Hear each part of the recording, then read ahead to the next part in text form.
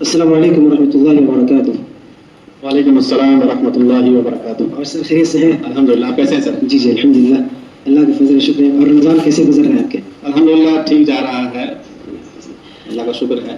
ہم لوگ یہاں بیٹھے ہیں کہ کچھ رمضان کے آخری عشرے کے حوالے سے کچھ اہم چیزیں جو ہمیں اور آپ کو اور ہم لوگوں کو یہ کرنا چاہیے، اس تعلق سے کچھ میں آپ سے پوچھنا چاہتا ہوں کہ رمضان مبارک کے اس آخری عشرے میں اللہ کے نبی صلی اللہ علیہ وسلم کی کیا کیا سنتیں ہیں، آپ صلی اللہ علیہ وسلم کے کیا معمولات تھے ان آخری 10 دنوں میں، تو اس تعلق سے کچھ اگر رہنمائی فرمائیں گے تو انشاءاللہ اس پہ عمل کرنے کی کوشش کی جائے گی۔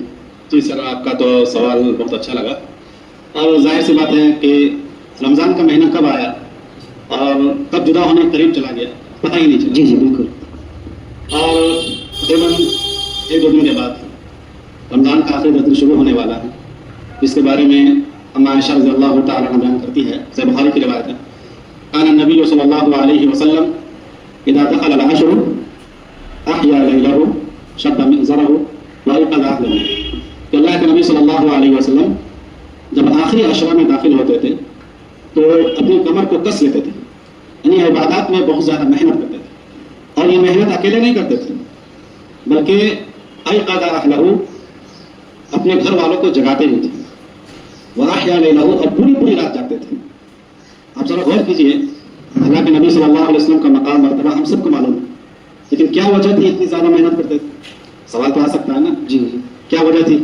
ظاہر سی بات ہے، امت کو بتایا جا رہا ہے، امت کو تعلیم دی جا رہی ہے، یہ جو آخری عشرہ آ رہا ہے، رمضان کا آخری 10 دن، یہ بہت قیمتی، یہ نارمل رات کی طرح گزارنے والی رات نہیں، سونے کی رات نہیں۔ صحیح بات ہے، اس میں ایک شب قدر کی رات ہے جس کو اللہ کے نبی صلی اللہ علیہ وسلم نے تلاشنے کو کہا ہے کہ 10 دنوں میں سے 5 رات میں تلاش کی جائے، اور ایک رات ہی ایک ایسی رات ہے جو شب قدر کی رات ہے، جی جی، جس میں کتنی فضیلت آئی ہے حدیث میں، اس میں قرآن کی جو آیت ہے اِنَّا أَنزَلْنَاهُ فِي لَيْلَةِ الْقَدْرِ میں، کہ اس آیت کے مطابق اسے بتایا گیا تنزل الملائکۃ والروح فیہا بإذن ربہم من کل امر، اور لیلۃ القدر خیر من الف شہر، یہ 1000 مہینوں سے زیادہ بہتر، یعنی ایک رات، ذرا سوچیے، ایک رات 1000 مہینوں سے بہتر ہے۔ لیکن افسوس لگتا ہے کہ لوگ کیا کرتے ہیں، جی مطلب مارکیٹنگ میں اس رات کو گزارتے ہیں، اور بہت سارے لوگ ایسے بھی ہیں جو قدر کی رات کو اتنا اہمیت نہیں دیتے ہیں۔ جی اس کے مقابل میں شب برات ہے، جی جس رات میں نہ جگنا، جس رات کی فضیلت میں کوئی حدیث وغیرہ نہیں ہے،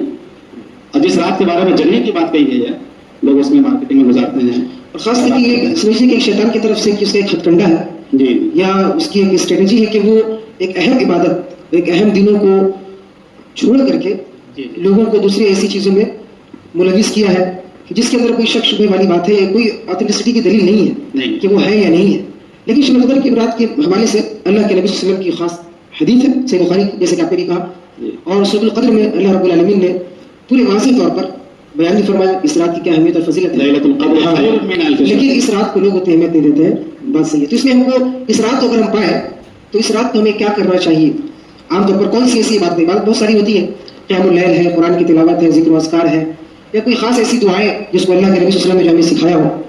دیکھیے سر، اس رات کو خاص کر کے ہم سب کو یہ کرنا چاہیے کہ ہم اللہ سے رشتہ مضبوط کریں، اللہ سے اپنا ریلیشن مضبوط کریں۔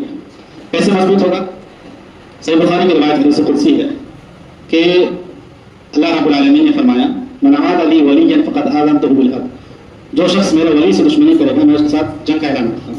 پھر اس کے بعد اسٹیپ بیان کیا، اللہ کے قریب ہونے کا اسٹیپ کیا، اس میں جو پہلا اسٹیپ یہ ہے وما تقرب الی عبدی بشیء احب الی مما افترضته علیہ، کہ بندہ جس چیز کے ذریعے میرا قریب ہوتا ہے وہ فرائض ہے، فرض روزہ ہے، فرض نماز ہے، فرض حج ہے، تو اللہ کے قریب ہونے کا پہلا اسٹیپ کیا ہے؟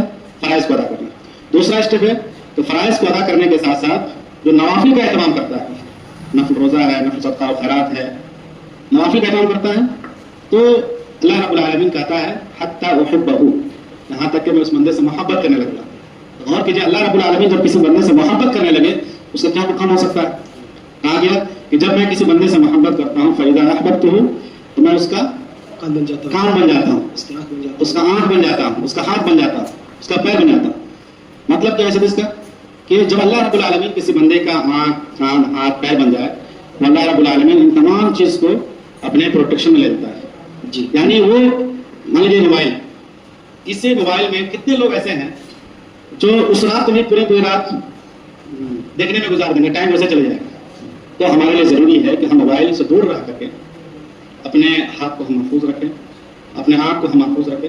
اس طریقے سے ہم اللہ رب العالمین سے رشتہ مضبوط کر سکتے ہیں. یہ جنرل بات ہے جی. اسی کے ساتھ ساتھ مان لیجیے ذکر و اذکار کرتے رہیں. سر ذکر و اذکار میں کوئی بہترین ذکر کیا ہے؟ ذکر و اذکار کے حوالے سے خاص کر کے اس رات میں, شب قدر کی رات میں جہاں تک کی بات ہے, تو عائشہ صدیقہ رضی اللہ عنہا راویہ ہے حدیث کی, وہ اللہ کے نبی صلی اللہ علیہ وسلم نے ان سے کہا, وہ سوال بھی کرتی ہے, پوچھتی بھی ہے, اذا وافقت لیلہ, اگر میں اس رات کو لیلۃ القدر, اگر میں اس رات کو پاؤں تو میں اس رات کو کیا ما اقول, میں اس رات کو میں کیا کہوں, کیا پڑھوں؟ تو آپ صلی اللہ علیہ وسلم نے فرمایا, قولی اللہم انک عفو تحب العفو فاعف عنی. ماشاء اللہ. اللہم انک عفو تحب العفو فاعف عنی. اے اللہ تو معاف کرنے والا ہے, تحب العفو, اور معافی کو پسند کرتا ہے, فاعف عنی, بس تو مجھے معاف فرما دے. سبحان اللہ. اور یہ معافی کوئی خاص معافی یہ نہیں ہے کہ رمضان میں جو گناہ کیے ہوں یا پھر ہم کچھ سالوں میں جو گناہ کیے ہوں. اس کا مطلب یہ ہے کہ پوری زندگی ہم نے جو گناہ کیا ہے, پوری زندگی کے گناہوں کو اللہ رب العالمین سے ہم مغفرت اور بخشش طلب کرتے ہیں, اور اللہ رب العالمین پر گناہوں کو معاف فرماتے ہیں. تو اس رات کی ایک بہت بڑی ایک اہم فضیلت یہ بھی ہے. اسی حوالے سے اگر دیکھیں, اس آخری عشرے میں اللہ کے نبی صلی اللہ علیہ وسلم کا ایک اور اہم عمل تھا, وہ اس اعتکاف کے حوالے سے. اللہ کے نبی صلی اللہ علیہ وسلم اعتکاف کرتے تھے. تو اعتکاف کے حوالے سے اعتکاف کہاں کرنا چاہیے, اس حوالے سے قرآن کریم میں یا حدیث میں کچھ اس طرح کی آیت ملتی ہے. کہیں بھی کوئی کر سکتا ہے, اپنے گھر میں یا اپنے آفس میں, اپنے کہیں بھی. اعتکاف کا اصل ایگزیکٹ معنی کیا ہے؟ اعتکاف کہیں کہ پوری دنیا سے کٹ کر کے یکسو ہو کر کے اللہ رب العالمین کی طرف اپنے آپ کو روک لینا, اور اعتکاف مسجد میں ہونا چاہیے. اور عبادات کے لیے رمضان کے آخری 10 دنوں میں خاص کر کے اللہ کے نبی صلی اللہ علیہ وسلم اعتکاف میں گزارا کرتے تھے.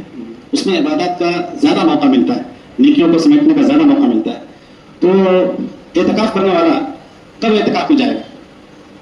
اعتکاف کرنے والے کے حوالے سے وہی ایک روایت میں اللہ کے نبی صلی اللہ علیہ وسلم کے فجر کے وقت جی کہ آدمی اعتکاف میں داخل ہو جائے. اور اصل چیز یہ ہے کہ اعتکاف کا جو مفہوم ہے عام طور پر آخری عشرے میں اللہ کے نبی صلی اللہ علیہ وسلم نے اپنے آخری سال میں, جس طرح وفات پانے والے تھے, دنیا سے جانے والے تھے, آپ نے 20 دن اعتکاف کیا.